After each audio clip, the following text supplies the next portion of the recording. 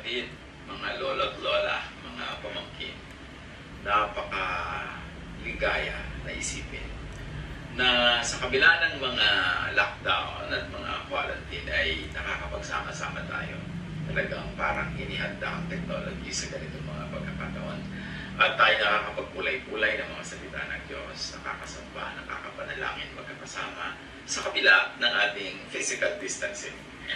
Ang ating pag-aaral sa araw na ito, pinamagatan nating God, Natural Law, and Life. Maraming bagay na dapat tayong linawin tungkol sa Diyos. God is not human. Hindi siya tao. Si Jesus, anak ng Diyos, nagkatawang tao. Pero ang Diyos ay hindi tao. 1 Samuel 15:29, He is not a human being that He should change His mind. Job 36:5, God is mighty and firm in His purpose. And because hindi tao ang Diyos, God cannot be manipulated like humans. Hindi pwedeng iba-ibahin ang kanyang iniisip, imaniobra siya, at i-manipulate sa pamamagitan ng emotional blackmail. God's character is revealed by creation. Maraming mga attempts ang mga religions to present God. Maraming beses nga na may misrepresent pa ang God. Kasi kita nyo kung gano'n napakaraming religions, iba-ibang mukha ng Diyos ang ipinapakita.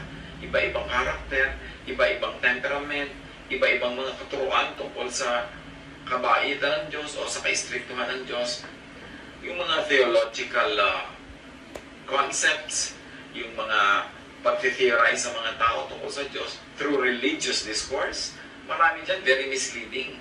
Hindi mo nga malaman kung alin talaga nagtuturo ng tama. And even within Christianity, ang dami-dami mga ibang pagpapakilala sa Diyos. Merong Diyos na napakasungit, merong Diyos na mabait, merong Diyos na paiba-iba. So, alin ba talaga? Paano makikilala ang Diyos? Merong paraan ng pagpapakilala ang Diyos na talagang foolproof. Yung talagang kitang-kita mo na hindi pwedeng i-maniover ng tao. And that is nature. Romans 1:20, God's eternal power and character cannot be seen. But from the beginning of creation, God has shown what these are like by all He has made. In other words, bago pa nagkaroon ng religion, bago pa nagkaroon ng theology, bago pa nagkaroon ng iba't ibang schools of thought about God, nagpakilala na ang Diyos through creation. Gusto mong talagang makilala ang Diyos, walang halong misteachings, misgivings, misinformation, go to nature. Because God reveals Himself through the things that God had made. Now, God life, or God who is life, or life that comes from God, God life is in all forms of life. Job 12 then, every living creature is in the hands of God. Hindi lang hawak ng Diyos, kundi tinatahanan talaga ng Diyos, nandun ang Espiritu ng Diyos, dahil Diyos ang nagpapaandar sa lahat ng living beings. God life is interacting with all forms of life, automatically, hindi manually. Whether or not isipin mong hihinga ka, humihinga ka. Whether or not isipin mong kailangan maampat ang dugo sa sugat mo na biglang nahiwa, umaampat yon, even without your conscious participation. Kasi nag-i-interact ang lahat ng life with other forms of life. Pre-designed yan ng Diyos, automatically. Kaya sabi nga na isang pelikula, life finds a way. And indeed, life finds a way to exist, to grow, to reproduce, to expand. Kita nyo sa mga tore ng mga lumang building, may mga nagtutubo ang mga damo. Hayaan mo lang yan kung pakialaman, lalaki yan hanggang maging halaman. Gumagawa ng paraan ang buhay. May mga malalaking puno matutumba sa bagyo. Huwag mo lang bunutin, huwag mong tagain, huwag mong putulin. Mamaya, tumutubo na yung kahit nakahiga. Kaya maraming manggang nakadapa, nakahiga, nakatiwarik. Kasi life finds a way. God life is interacting with all forms of life consistently, firmly, creatively, and recreatively. Kaya marami nare-recreate out of creation. Maraming nabubuo na pagka pinaghalo-halo mga iba't ibang formula, nakakagawa ka ng iba na naman mga compounds. Kasi, ganun ang paraan ng Diyos. Maraming pwede pwedeng kombinasyon ang buhay. Kaya pwede ka mga crossbreeding pati ng halaman eh. Deuteronomy 32:39, I put to death and I bring to life. Tayo lang kasi in our human form, limited ang perspective natin, either dead or alive. Ang tingin natin sa mga tao, sa mga bagay, mga halaman, mga hayop. Pero sa Diyos, who is everything and in everything and who designed everything and who makes everything run, wala talagang namamatay at nabubuhay. Nagre-recycle lang yung life. Kaya pagka merong isang busal na mais na nahulog sa lupa at nabulok at naglaglagan yung mga butil-butil niya at tumubo, wala naman talaga namatay kasi nabuhay siya uli bilang bagong mais na naman. So at any time, merong isinisilang, merong namamatay, may lumalaki, may papaliit, papaatras, kasi paikot-ikot lang ang buhay. Parang tubig. May nag-evaporate, may nagko-condense, merong nagpe-precipitate, tumutulo, may nagpe-freeze, merong nagiging solid, liquid, gas. Pero sa tingin ng Diyos na lumikha, at any given time, tubig pa rin yun. So pag tinignan natin ang buhay from that point of view, hindi tayo masyado magiging attached to various stages of life. Kasi God who is life is in all those stages anyway. He designed all those stages and God runs all those stages. God life is intelligent. Pagkita nyo mga halaman, subukan mo yung taganan ng kung anong plywood yung damo, mamaya susungaw siya doon sa labas. Gagawa siya ng paraan na makalabas doon. Yung mga baging, paano siya nakakagawa ng paraan na humawak sa mga dapat niyang hawakan, na nakakakapit siya talaga. Yung mga ugat na gumagawa ng paraan na sumiksik sa mga pagitan ng mga bato, na pati mga kalsada nga, pag nadaanan ng ugat, natitibag-tibag yung kalsada, gumagawa ng paraan yung halaman, kasi may intelligence ang life. Pati nga yung mga pag-andar ng mga virus, may sarili silang intelligence. Kaya naglalabanan yung mga antibodies sa katawan natin. At yung mga invading organisms, may giyarang nagaganap. Hindi mo nga alam na nagaganap yun. Yung bigla ka nilagnat, yung pala yung katawan mo, gumawa ng paraan na itaas ang temperature para tupukin niya yung mga pumapasok ng mga mikrobyo na hindi kayang mabuhay sa mainit na temperature. Hindi mo iniisip gawin yun. Automatic ginagawa yun ng iyong blood systems. So, God life is intelligent. May sarili siyang karunungan. Wisdom has been with God even before creation. Sabi sa Proverbs 8:22-31, from the beginning, I was with the Lord. Ito yung wisdom na nagsasalita. I was there before He began to create the earth. At the very first, the Lord gave life to me. So, kasabay ng Diyos, wisdom. In other words, God is wise, at lahat ng kinreate niya, created in wisdom, with wisdom, for wisdom, kasi nga yung wisdom, nandun na bago pa nagkaroon ng creation. Wisdom attended creation. So the only way to deal with creation, with nature, is to be wise and to respect the wisdom of every living thing. God's wisdom is in all created things. Nasa chemicals, nasa kuryente, nasa laws of physics, nasa biology, nasa botany, nasa agronomy, nasa agriculture, nandiyan na lahat. Kasi Diyos ang lumikha, and God is wise. Proverbs 3:19-20, by His wisdom and knowledge, the Lord created heaven and earth. Hindi random, may design. Psalm 104:19-20, you created the moon to tell us the seasons. The sun knows when to set, and you made the darkness so the animals in the forest could come out at night. It's a poetic way of talking about rules of biology. Pero pati yung mga dilim ng gabi, haba ng dilim ng gabi, haba ng liwanag ng araw, may kinalaman sa all living things, even sa animals and plants. Kaya yung mga plants na inaartehan ng mga tao ang design, nilalagyan ng mga ilaw sa ilalim, nililito natin yung halaman. Kasi sana yung halaman na ang light nandun sa ibabaw, sa taas niya, para nakalatag doon yung mga dahon niya for photosynthesis. Tapos iilawan mo sa ilalim, hindi na i-stress yung halaman dahil bakit may liwanag sa ilalim? Anong gagawin niya? Pagkagabi, tataob yung dahon para humarap sa liwanag. At sa umaga, titihaya uli siya para humarap naman sa araw. Kaya yung mga ganyan mga design ng tao, hindi nire-respect yung wisdom ng plants. yung wisdom ng Diyos sa pag-create ng plants. Kaya dapat mas nagbe-blend yung mga ginagawa natin sa natural law, sa law of God, na may wisdom, run by and in wisdom. Now, intelligence is seen and shown in creation's design, function, and laws of nature, like laws of physics, laws of chemistry, laws of electricity. Lahat yan may wisdom. Kaya mga engineer, alam nila kung paano magde-design ng mga tulay na makakapagbuhat ng ganito kalaking load. Kasi may design na yun eh. Kaya mga aeroplano napapalipad at this speed, with that kind of wind, with that kind of velocity, at ganitong kabigat na dalang mga cargo na tutimbang nila kung kayang buhatin niya ng aeroplano or not. Kasi lahat ng mga computations, lahat ng formula, nandiyan na sa nature, embedded na.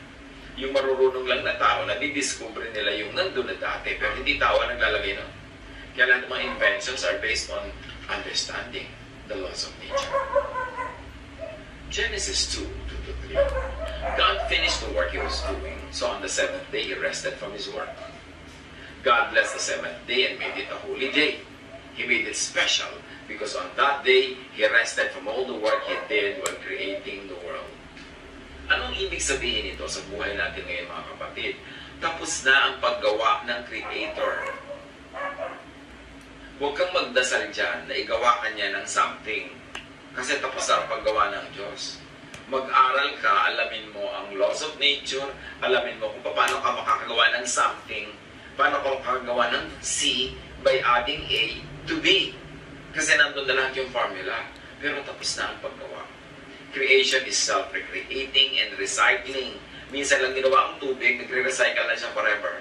Creation is self-reproducing. Minsan lang kinreate ang isang uri ng hayop at sila na ang bahala kung paano sila magpaparami. Kaya nga ang utos, magparami kayo. Creation is self-sustaining and governing.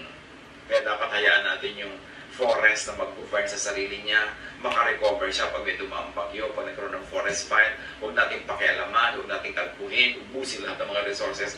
Kasi nakikialam tayo sa self-governance ng nature. Kita nyo ngayong mga lockdown, ngayong quarantine. Ang dami mga wild animals na namamasyal sa mga parks sa loob ng mga city. Dahil wala yung mga tao para makialam sa kanila. Then therefore, they repossess the management of their own lives. Kasi sobrang na tayo nakikialam sa ibang creatures ng Diyos. Nagkakaroon tuloy ng imbalance. Inuubos natin yung mga ibang species, nagkakaroon ng extinction. So yung mga nakatira sa kanila, dating microorganism, dahil nawala na yung mga hayop na tinitira nila, sa tao na lumilipat. Kaya huwag natin dapat sobra talagang binibigyan ng problema at stress yung nature dahil tayo rin ang nagbabayad. Isaiah 55:10. The rain and the snow come down from heaven and do not return to it without watering the earth and making it bud and flourish, so that it yields seed for the sower and bread for the eater.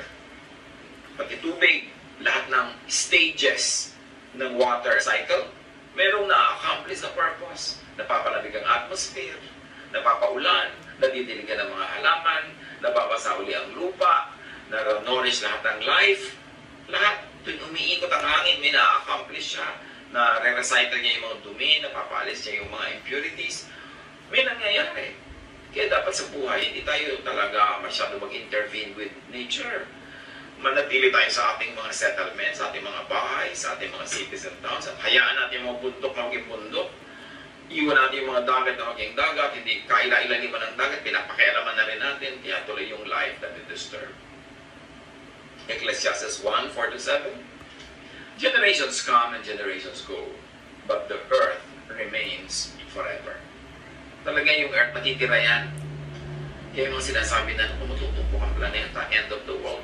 Misreading yan of Matthew 24 and the book of Mark. Kailangan, balikan natin ang pagbasa niyan because the earth remains forever. All streams flow into the sea, yet the sea is never full. To the place the streams come from, there they return again. You see, their outstanding understanding of water cycle. Noong ba yung unang panahon sinulat? Ecclesiastes 3:11, God makes everything happen at the right time. And God's creative work is done. Kung nagtataka kayo, ano ba tinutumpok na usapan na ito? Hold on, manahimik kayo dyan. At makakarating tayo sa gusto nating tumbukin ang usapan na ito. ng kinalaman ng God, ng natural law, at ng buhay natin. Now, God life is force. God, as shown by nature, is a personal, objective force. May force talaga. May force ang gravity. May force ang velocity. May force ang lahat ng laws of physics. Hindi mo yun pwedeng labanan. Impersonal yun. Kaya kahit ka paladasal, kahit ka banal, kahit ka godly, kahit ka lingkod ng Diyos, pwede kang malunod. Kung nasa tubig kang malalim, hindi ka marunong lumangoy, walang magliligtas sa'yo. The force of gravity and the laws of buoyancy and the laws of physics will make you sink. Yun ang tinatabi natin, impersonal yan. Kasi dati na yung nakadesign. Nung dinesign ng Diyos ang mundo, nandiyan na lahat yung laws na yan. Tapos dahil lang hindi ka marunong lumangoy, gusto mo i-hold ng Diyos yung mga laws na yun at palutangin ka nang hindi ka mamatay. Kung ayaw mong mamatay, mag-aral ka lumangoy o lumayo ka sa malalim na tubig at mag-iingat ka. Pero hindi dadaanin mo sa dasal dahil anong gusto mo gawin mo sa dasal? Ipaulit mo sa Diyos ang creation o ipasuspend yung laws of nature para ka lang ma-exempt. Kaya ang tunay na pananalig sa Diyos ay paggalang sa natural law. Ecclesiastes 3:14-15. Everything God has done will last forever. Nothing He does can ever be changed. Everything that happens has happened before, and all that will be has already been. God does everything over and over again. Kaya reliable ang mga scientific laws, mga scientific formula, mga formula ng chemistry, formula ng engineering, formula ng electricity and everything. Bakit yan reliable? Kasi God has done everything over and over and over again. Yung E equals mc square, hindi yun maiiba. Yung lahat ng mga formula ng mga arithmetic, na mathematics, mga algorithms, hindi yun maiiba kasi God does everything over and over and over again. Ang dapat nating gawin para tayo makinabang, para tayo magkaroon ng bunga, para tayo mapahinga at sumaya, to know all those laws and abide by those laws. Para ma-harness natin yung wind. Kita mo, pag alam mo yung wind power, may mga windmills kahit nung araw pa. Yung mga sinauna nating ninuno, nakakapaglakbay across vast oceans dahil sa mga layag, dahil na-harness nila yung power ng wind. Alam nila kung paano pakinabangan yung power ng wind. Alam nila kung paano pakinabangan yung direction ng mga waves at different times of the year. Nababasa nila yung mga formation ng mga bituin sa langit, kaya nag-guide sila kahit sila ay namamangka sa dilim ng gabi, kasi natutunan nilang malaman kung paano umaandar ang nature. At sila hindi lumalaban, sumasakay lang sa nature. God is force, always implementing the intelligent design of life. God is automatically policing, correcting, balancing everything. Kaya pag imbalance ang iyong blood, ang chemistry niyan, bigla ka nahihilo, natutumba ka, nagugutom ka, nakakaramdam ka ng kung ano-ano, hanggang gumawa ka ng paraan, magpagamot ka, kumain ka ng tama, para makorek yung imbalance. Kasi talagang yung design na yun, i-implement yun. At pag hindi mo ginala, lumaban ka doon, ang ending nun, baka mamatay ang yung physical body. At bumalik ka uli, maging kung ano-ano ka ng mga vitamins, maging zinc ka, maging iron, maging potassium uli yung kinain mo, bumalik sa lupa, makain ng mga halaman, at may taong kakain uli ng mga bunga. So paikot-ikot lang yan. Because God does everything over and over again. Ecclesiastes 3:1-8. Everything on earth has its own time and its own season. There is a time for birth and death. Kung tayo mga talagang nananiwala sa Diyos, umasandal at umaasa sa Diyos, yes, normal lang naman na malungkot tayo pag kami namamatay, pero alam naman natin dapat na mamamatay ang lahat. Kasi isinilang ang lahat. May oras na mamatay, may isinilang na. May oras na para ikaw ay bumalik na sa iyong pinanggalingan. Ang mahalaga lang, habang narito ka sa form na ito, sa body na ito, magawa mo yung pinaka-dapat mong gawin, yung mga gusto mong gawin, yung mabuti mong gawin, mamunga ka, mag-enjoy ka sa buhay, makapaglingkod ka sa kapwa, matuwa ang Diyos sa'yo. And then pag tinawag ka ng Diyos, graduation na, march and meet your Maker. Kasali yun sa buhay.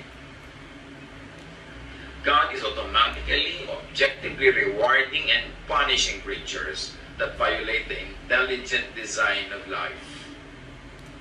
Halimbawa, May intelligent design na dapat kang kumain ng tama, mag-exercise, dapat kang mag-relax. Pagka may oras ka mag-relax, hindi mo ini-stress ang iyong sarili, anong reward mo? Magiging healthy ka, humahaba ang iyong buhay. Pero, inuubos mo ang iyong kalusugan sa bisyo, nagpupuyat ka, hindi ka kumakain ng tama, hindi ka nagre-relax, hindi ka nagre-rest, lagi kang galit, o tumataas ang blood pressure mo, na-heart attack ka, na-stroke ka dyan, kung ano nangyayari sa'yo. Because God rewards those who respect the laws of nature, and God punishes those who don't. Now, God doesn't have to make a particular case for you. Hindi kailangan mo ba ng Diyos mula sa langit para lang i-reward ka o i-punish ka. Lahat yan pre-programmed na. Nandun na. Bahala ka na lang kung anong gagawin mo. At yun ang magiging bunga nun sa iyong buhay. Of course, that's an oversimplification because we're also affected by what other people around us do. But just the same, pwede tayong umiwas, pwede tayong mag-ingat, o pwede tayong maging careless. Pero pag maging careless tayo, God doesn't have to decide na tayo bigyan ng parusa. Aandar yung natural law. Halimbawa, lagi mong pinupuno ng sigarilyo at nicotine ang iyong lungs. Kulang ka sa exercise, kulang ka sa proper food, kulang ka pa sa rest, magkakasakit ka. Hindi kailangan assignan ng Diyos na, bibigyan kita ng sakit. No, nakatakda na yon. Mangyayari yon. If B, then Q. If you did A, susunod yung B. So kung ayaw mo ng B, huwag ka mag-A. Alamin mo how nature works. Because that's how God works. Because God is the author of natural law. Now, God is energy. God is energy, the energy that empowers, enables creation to exist and to stay as it is. In Colossians 1:15-17, mentions Jesus, the Son of God, in that breath. The Son is the image of the invisible God, the firstborn of all creation. Para yung wisdom, bago pa creation, nandun na siya. For in Him, all things were created. Things in heaven and on earth, visible and invisible, whether thrones or powers or rulers or authorities, all things have been created through Him and for Him. He is before all things, and in Him all things hold together. If you like to think atomically, if you like to think cellularly, if you like to think in a way of chemistry, of electricity, of the laws of nature, sabi, si Jesus daw, in Him, all things hold together. At kung mahilig kayo sa sciences, you know that there is something that holds everything together. Masyadong jive, masyadong parallel yung sinasabi. Although magkaiba ng paraan ng pagsasabi, ang religion at ang science, but they're talking about the same thing. Energy is impersonal and objective, and rewards and punishes only by the book, only by the intelligent design and function of life. So hindi ka pwede maging paborito ng Diyos o galit sa'yo ang Diyos kaya nangyayari yan. Meron kang ginagawa na lumalabag sa natural law kaya ka nagkakaganyan, wala ka sa tamang lugar, kaya natutuyo ang iyong ugat. So dapat kilalanin ang Diyos through pagkilala sa nature. Now, many people are frustrated with religion. Sabi lang, hindi naman totoo yung mga promises. Ba't dasal ako ng dasal? Walang nangyayari. Bakit pinagdasal ko magbuhay yung nanay ko tapos namatay? Bakit pinagdasal ko na yumaman ako? Hindi naman nangyayari. Well, religion frustrates when it humanizes and over-anthropomorphizes God. Yung pinagmumukhang tao talaga ang Diyos.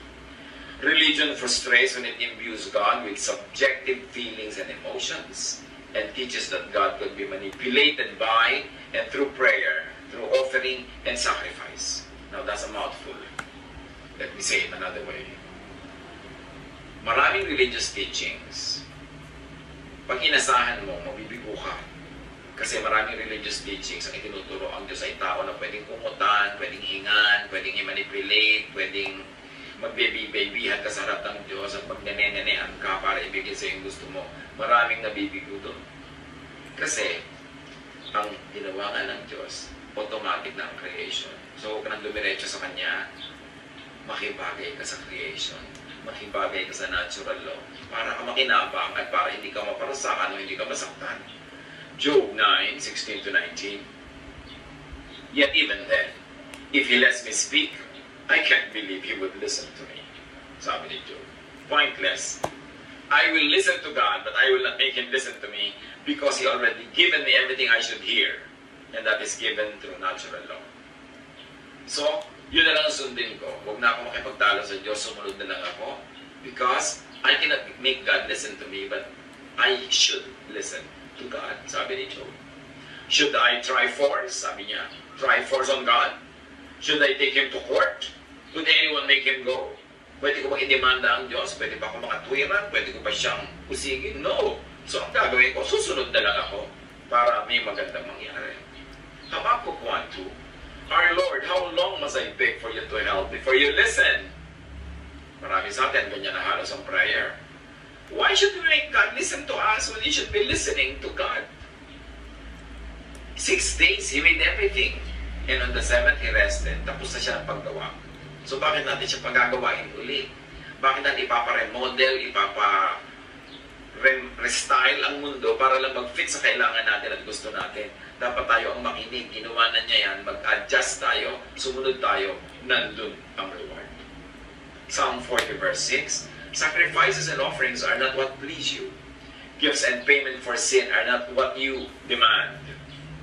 1 Samuel 15:22. But Samuel answered, which pleases the Lord more, burnt offerings and sacrifices, or obeying His commands? It is better to obey the Lord than to offer sacrifices to Him. It is better to listen to Him than to offer fat from rams. So, itong Psalm 40 verse 6 at 1 Samuel 15, isa lang ang sinasabi. Gusto mong matuwa sa iyo ang Diyos, huwag mong daanin sa auumot, huwag mong dadaanin sa mga offering, huwag mong daanin sa mga suhol-suhol at pagdadasal-dasal dyan. Ang gawin mo, sumunod ka sa Kanya. Obedience is better than sacrifices or offerings. And obedience to God is not only obedience to religious laws. Kasi maraming religious laws, invento lang yan ng mga priests, invento ng mga religious leaders, invento ng mga congregations. So, paano ka nakakatiyak na pag sumunod ka dyan, mapipilis ka ang Diyos? But, when you obey the laws of nature, dahil tiyakan na Diyos ang may gawa nun, tiyak mo na malalagay ka sa tama. And that obedience is what I like to see here. Obedience to the laws of nature. So, gusto mo maging malusog ka, sundin mo yung laws of nature. Huwag mong daanin sa dasal. Kasi kung pinapabayaan mo ang katawan mo, hindi ka nag-iingat, tapos dadaanin mo sa dasal, mabibigo ka. Kasi anong gagawin mo? Ipapa-accept mo ang sarili mo from the product of not obeying natural law, of not obeying the law of God written in nature. Kaya yung iba na frustrate sa religion, nagiging atheist patuloy. Kasi sa mga mali-maling pangako ng religion about God, pinagkokontra nila yung religious teaching at yung science. Samantalang, yung religious teaching nga marami ang tao, invento lang yan Pero yung laws of nature, laws of science, din may invento ng tao, nandun yan. Ang tao, nadi-discover lang niya how it works. Na i-apply lang niya, kaya nagkakaroon ng applied sciences. Napapakinabangan niya, nakaka-invento siya ng mga bagay out of what he understands or she understands about natural law. Yan kuminsan ang lagi ko na lamang na kuminsan ay dinaramdam. Yung mga tao na bibigo, nagtatampo sa Diyos, lumalayo sa Diyos, kasi naman mali ang pangako sa kanila ng religion.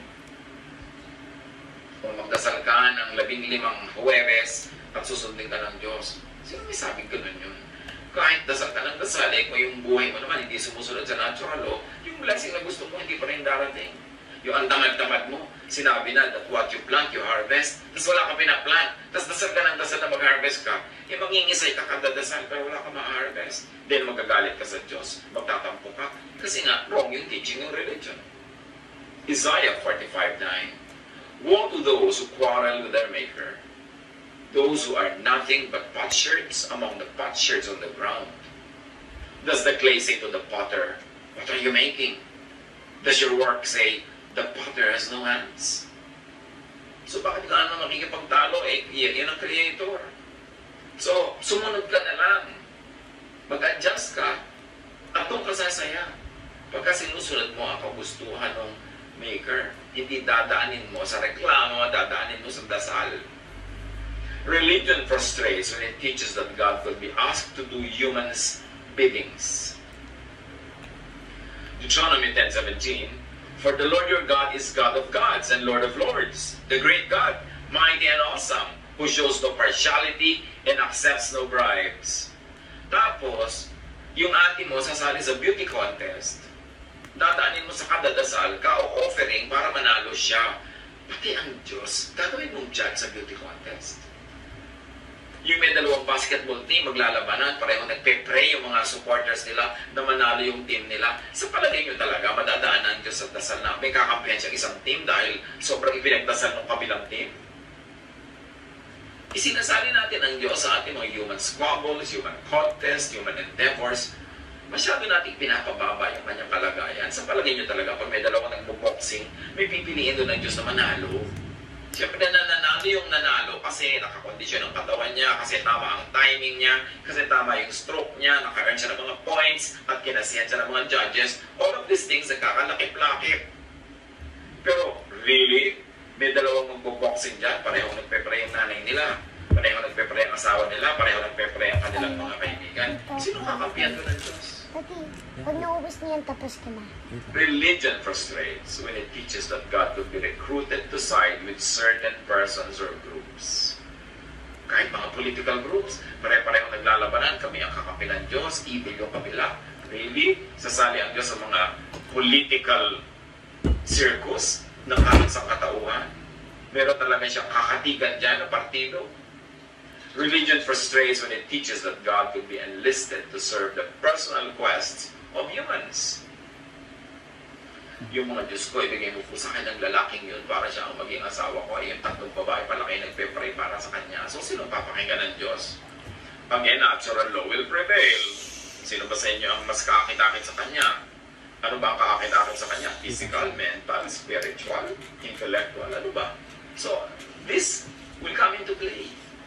Hindi mo dadaanin sa pagmamanipulate at pag-umot-umot sa Diyos. Isaiah 40, 13-14. Sino ang makapagsasabi ng dapat gawin ni Yahweh?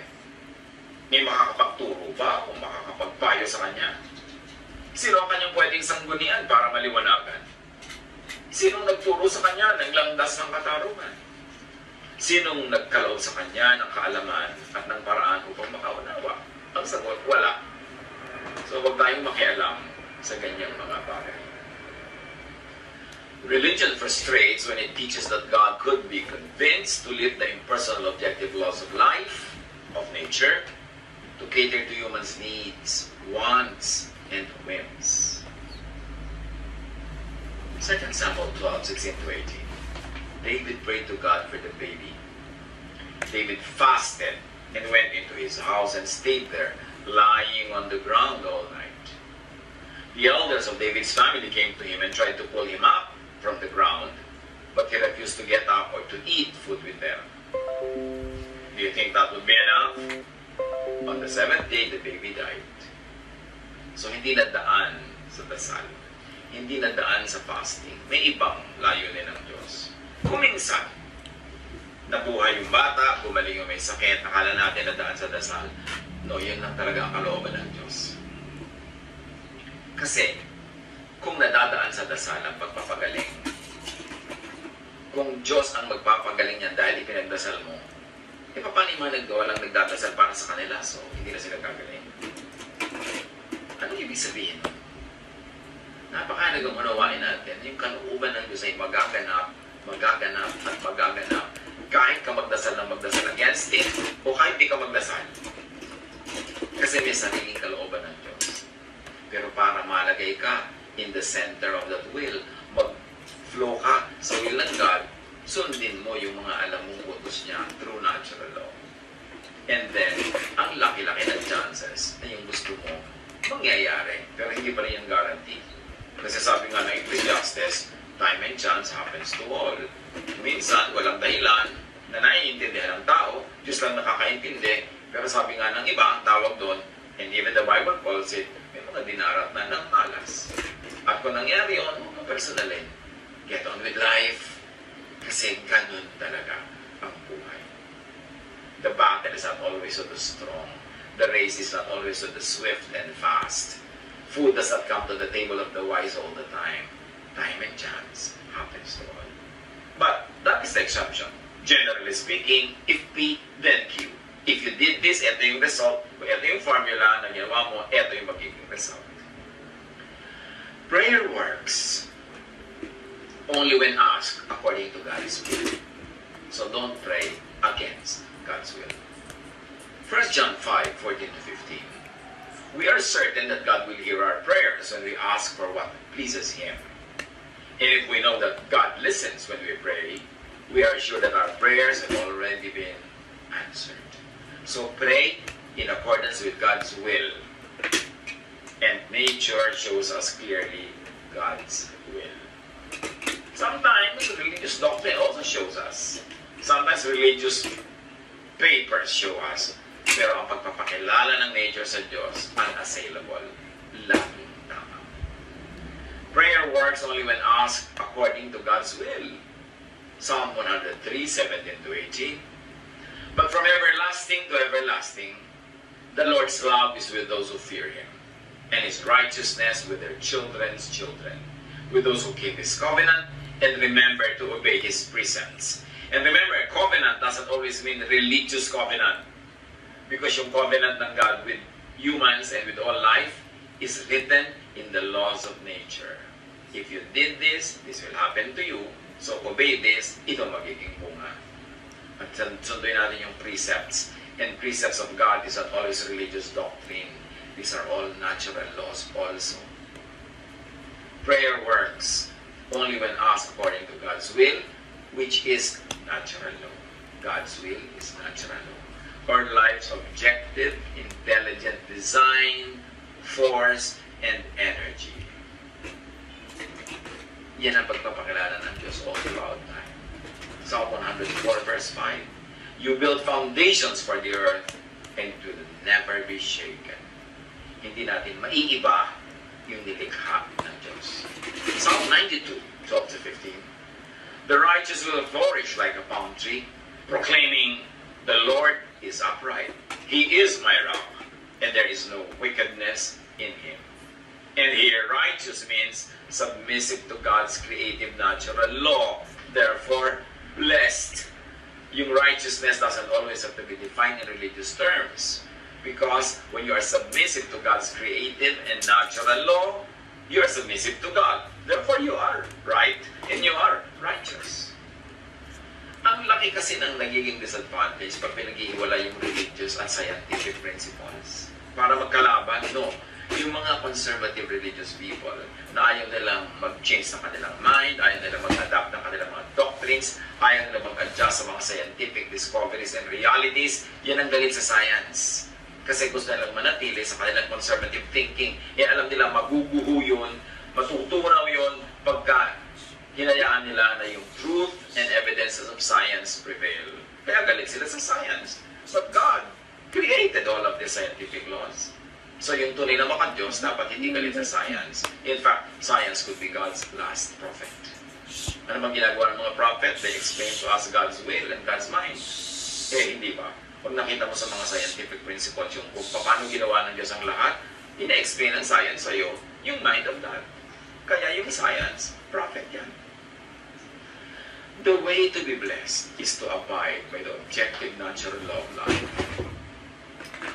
Matthew 15:9.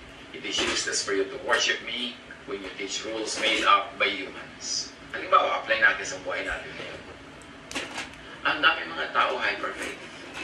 Yung, our God is stronger than the disease. Our God is bigger than the problem. And because of that, ano ginagawa nila? Hindi sila nagso-social and physical distancing. Because of that, hindi sila nagmamask. Because of that, patuloy pa rin sila nagsisiksikan, nagsasama-sama, nagayakap-yakapan. Tapos sasabog ang sakit sa kanilang paligid. Ang dami-dami mga sakit na trace sa mga religious gatherings. Kasi yung mga tao, akala nila dahil naniniwala sila sa Diyos, therefore, pwede na nilang itapon yung scientific laws. Dahil yung faith nila, ay gusto nila yun ang manaig at hindi yung reason, hindi yung science, hindi yung intelligence, hindi yung wisdom. Nagkakasakit sila. Tapos magtataka sila, bakit kami nagkasakit? Pinabayaan kami ng Diyos. Magagalit kayo at magtatampo sa Diyos. Eh kung gusto mo talagang huwag magkasakit, sundin mo yung scientific law kasi God ang gumawa ng law na yun. So true godliness will actually respect all what the medical people who are informed and who are correct will tell us to do. The way to be blessed is to be planted by streams of water. Psalm 1, 2 to 3, but whose delight is in the law of the Lord, and who meditates on his law day and night, that person is like a tree planted by streams of water. So hindi lang yan sa religious way. You want to bear fruit, you want to have fresh leaves all throughout the year, you should be planted by streams of water. Which means, when gusto mo malusog ka, gusto mo hindi ka nagkakasakit, eh kumain ka ng tama. Vitamins ka naturally or by pills, or mag-relax ka, magpahinga ka para mataas ang immune system mo against invaders. In other words, yun ang ibig sabihin ng being planted by streams of water. You position yourself correctly. Alam na naman na pipilitin mo, bunutin yung sarili mo kung puno ka, titira ka sa gitna ng tuyong-tuyong disyerto, tapos araw-araw pray ka ng pray na buhayin ka ng Diyos, painumin ka ng Diyos, diligin ka ng Diyos. Doon ka pumunta sa streams of water. Mas madaling gawin yun. So gusto mong maprotect sa mga sakit, daanin mo sa pagsunod sa scientific laws. At magdasal ka rin, according to those laws. Pero yung kukontrahin mo yung natural law with prayer, tapos magkakasakit ka, nagtatampo ka sa Diyos, mali kasi. Importante yan because the one planted by streams of water yields its fruit in season. His leaf does not wither, and whatever they do prospers. Life thrives when it follows natural law. Hindi kalaban ng natural and scientific law ang Diyos. So huwag natin paglabanin. Huwag tayong lumaban sa natural law tapos dadaanin natin sa dasal, sa fasting, sa bribing, sa bribery. It will not work. We should not ask God to exempt us from the natural consequences of what we do, whether we obey natural law or we disregard it.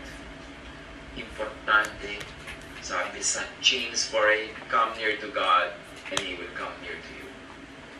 You can do that in a spiritual way. You can do that in a practical, scientific way. Pag pinapalusog mo ang iyong sarili, papalusugin ka ng Diyos. Generally, minsan talaga mayroong time and chance. Pero pagka kumakain ka ng tama, natutulog ka ng tama, nagpapahinga ka, generally, expectedly, magiging malusog ka. You want to please God? You want to receive God's blessings? You want to have a blessed life? Obey natural law. That is God's purest law. God bless all of us.